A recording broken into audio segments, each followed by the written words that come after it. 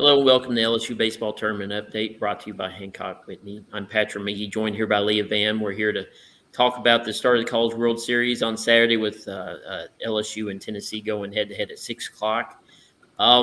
Leah, you're there in Omaha. What's your feel? What's the vibe kind of coming off this LSU baseball team?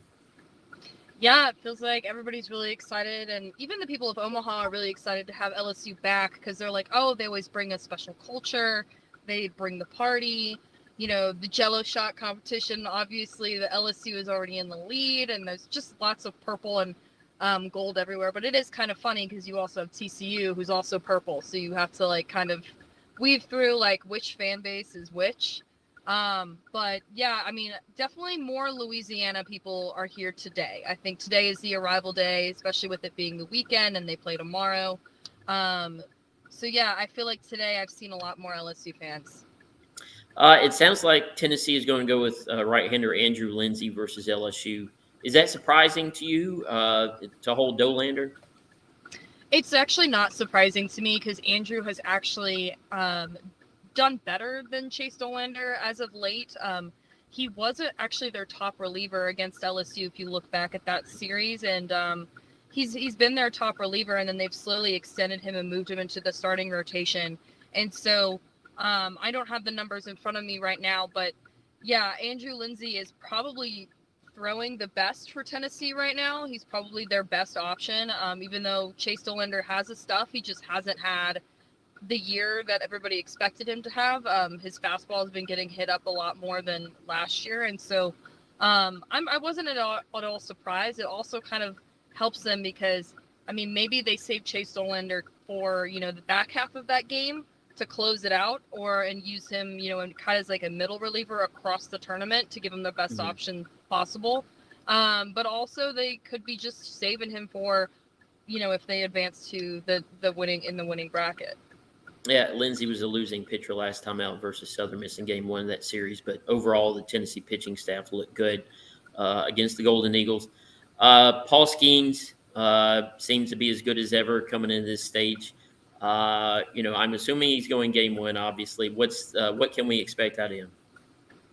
Yeah, if it ain't broke, don't fix it. So I assume that we're gonna see Paul Skeens on the mound tomorrow, and I don't think they're gonna adjust his pitch count at all. I think they're gonna just throw him and try to win the game, whether that means he goes 7 innings or 6 innings, however his usual pitch count is, whether it's in the 100s or the 90s.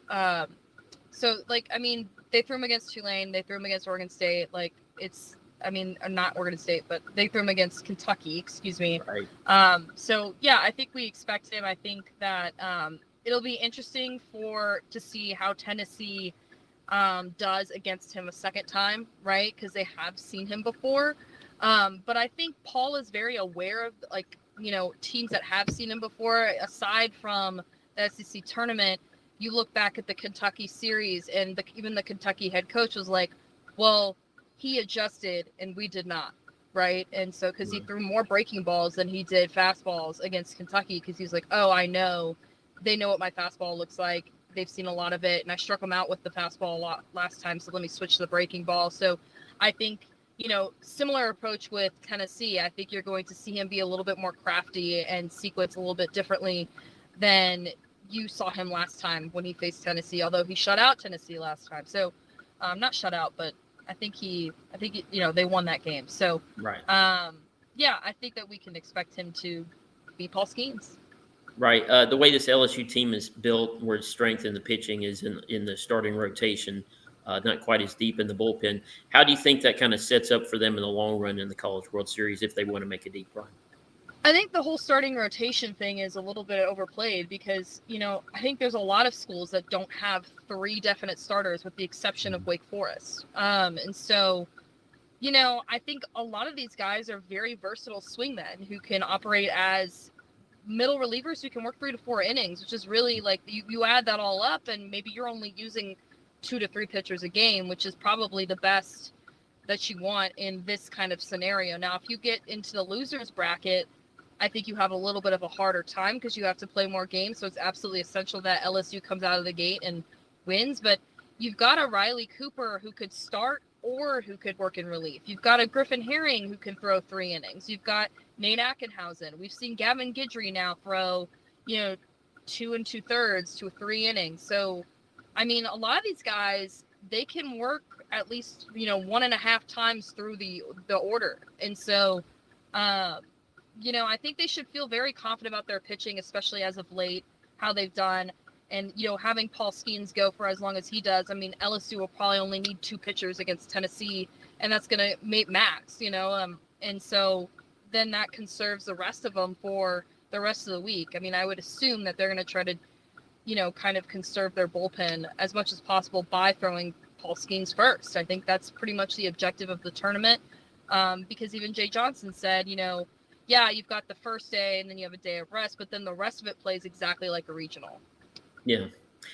Looking at this College World Series field, I know Oral Roberts kind of is coming as the underdog, but overall, you see a bunch of talented rosters really made the Final 8 this year with Tennessee, Wake Forest. How much are you looking forward to just seeing these teams take the field and the level of play you're going to see over the next few days? Yeah, I mean, I really hope we get an LSU Wake Forest matchup, because I think all year long I've wondered how Wake Forest will perform against teams with the hitting power and the talent that LSU has in its lineup. Wake Forest, I think the only SEC team they really have played was Alabama, which was a great hitting team, but it's not LSU. So I think that would be the ultimate matchup. It might be more exciting than a potential final, since they are on the same side of the bracket, which is kind of a shame. But I also think Florida's a really good team. We've all seen, they got Hurston Waldrop in their rotation, and they've got Wyatt Langford, who is up there in the top 5 prospects for the MLB draft, and, a good friend of Dylan Cruz. So, that would also be exciting. It's going to be exciting to see how Florida does. And, Stanford is always here.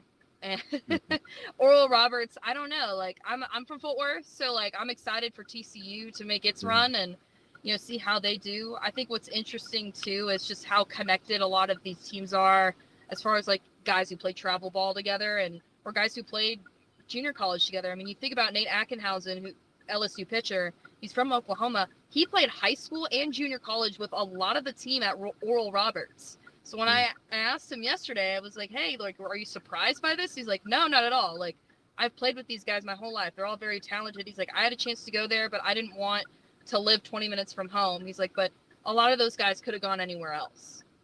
Any tips for anybody who wants to go out there and take part in the shots contest? I will say that they're very tasty. They're probably the most tasty Jell-O shots I've ever had. And the purple flavor, which is LSU's watermelon flavor, is actually really good and was much better than the bourbon orange, which I kind of liked. I thought, bourbon orange, being a bourbon girl, would be my flavor. But it is a Tennessee flavor, and I didn't like it as much. So I say have at it. Okay. Well, I appreciate you joining us, Leah. I know y'all have got a full schedule up there in Omaha, and this has been the LSU baseball tournament update.